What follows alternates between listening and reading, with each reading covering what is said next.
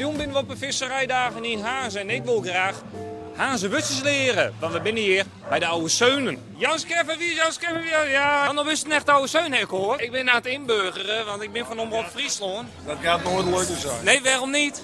Dat kost hier niet veel, toch? Echt geboren geweest in Harlingen? Natuurlijk. Wat typeert jij nou zo als Harlinger?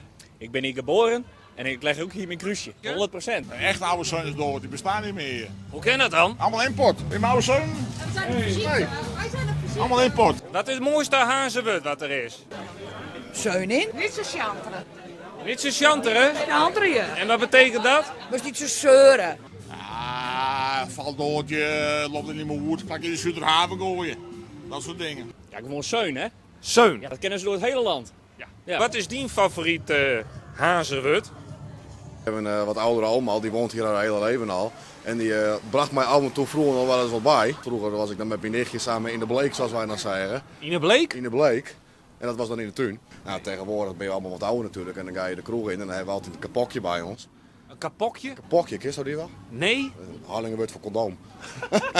Wat kenmerkt een echt oude zeun dan?